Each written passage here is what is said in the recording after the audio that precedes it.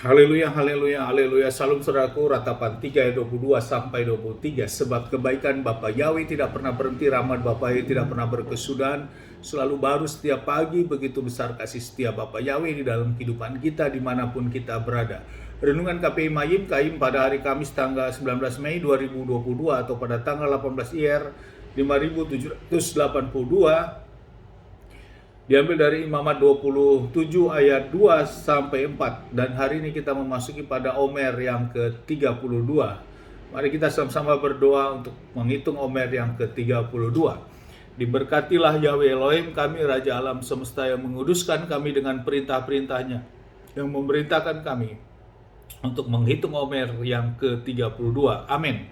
Saudaraku, renungan firman berkata demikian. Berbicaralah kepada orang Israel dan katakanlah kepada mereka, apabila seorang mengucapkan nasar khusus kepada Yahweh mengenai orang menurut penilaian yang berlaku untuk itu. Ayat 3, maka tentang nilai bagi orang laki-laki dari yang berumur 20 tahun sampai 60 tahun, nilai itu harus 50 sikal perak, ditimbang menurut sikal kudus. Tetapi jika itu seorang perempuan, maka nilai itu harus 30 sikal. Saudaraku, perikop yang baru saja kita baca dalam renungan di dalam Imamat 27 ini ayat 2 sampai 4, ini berbicara tentang pemberian pemberian terhadap nasyar. Saudaraku, ada penilaian, baik ada perbedaan antara laki-laki dan wanita. Saudaraku, bila laki-laki maka dia memberikan nilai harus 50 sikal perak, kalau perempuan harus 30 sikal perak.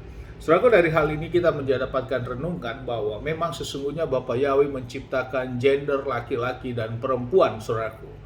Dan lewat gender ini ada perbedaan, saudaraku. Dan lewat perbedaan ini yang harus kita pahami di dalam kehidupan kita sehari-hari, di mana memposisikan sebagai laki-laki sebagai imam dan wanita sebagai penolong atau penopang di dalam keluarga itu sebagai pendoa. Demikian juga laki-laki juga pendoa, saudaraku. Jadi ada nilai yang berbeda. Hal ini yang harus kita pahami di dalam kehidupan khususnya berkeluarga. Tempatkanlah posisi kaum laki sebagai imam dan wanita tetap sebagai penolong, ya, atau sebagai pendamping daripada imam itu, dan harus menempatkan posisi ini. Ada nilai yang berbeda, saudaraku. Dan inilah yang harus menjadi renungan bagi kita dan jadi hal yang harus kita dapatkan. Sebagai penyembah Bapa Yahweh, kaum laki-laki, tempatkanlah posisimu sebagai imam. Dan engkau harus juga banyak belajar. Jangan kita sebagai kaum laki-laki, kita tidak mau untuk belajar, sehingga menyebabkan istri sebagai kaum wanita yang lebih banyak tahu, walaupun itu tidak salah, saudaraku. Namun bagi kaum istri wanita, bila pengetahuan suami masih kurang, janganlah engkau menganggap kecil hal itu. Jangan engkau justru mendominan di dalam keluargamu. Itu bertentangan dengan hukum Bapa Yahweh.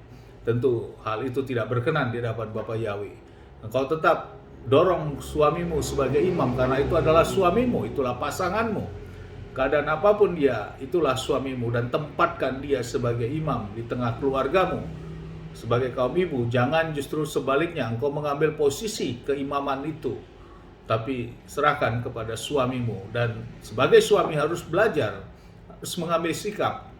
Bila engkau membiarkan hal itu, kita sebagai suami juga kita salah di hadapan Bapa Yahweh, karena kita memiliki nilai yang berbeda di dalam hal penilaian, pemberian penilaian di hadapan Bapa Yahweh bila kita memberikan nasyar, saudaraku. Inilah yang memberikan perbedaan, sehingga kita tempatkan posisi kita sesuai dengan gender kita di dalam kehidupan keluarga. Tidak perlu menjadi suatu penilaian mana yang hebat, mana yang kuat di tengah keluarga, saudaraku. Jangan menempatkan posisi bahwa lebih hebat, padahal itu bertentangan dengan hukum Bapa Yahweh. Tentu itu juga tidak baik, saudaraku.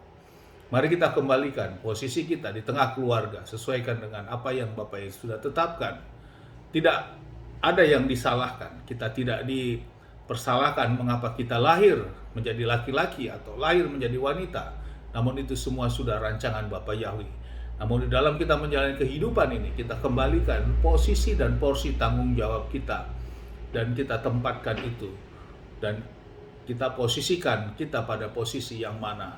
Hal ini tentu baik di hadapan Bapa Yahweh, dan itulah kehendak daripada firman Bapa Yahweh. Amin. Sukses besar buat kita semua. Mari kita tetap maju terus dalam iman. Di tempat ini kita sesama berdoa, saudaraku. Bapak yang memberkati dan melindungi kita semua dimanapun kita berada. Bapak yang menyinari wajahnya kepada kita, memberikan kita kasih karunia. Bapak yang menghadapkan wajahnya kepada kita, memberikan kita damai sejahtera. Apapun yang kita kerjakan sepanjang hari semua menjadi berhasil, dan kita orang percaya kepada Bapak ya. Kita dipermalukan janji firman. Kita diberkati dan keselamatan bersama Adonai Yeshua HaMashiach, Mesias kita. Amin. Haleluya. Shalom, saudaraku.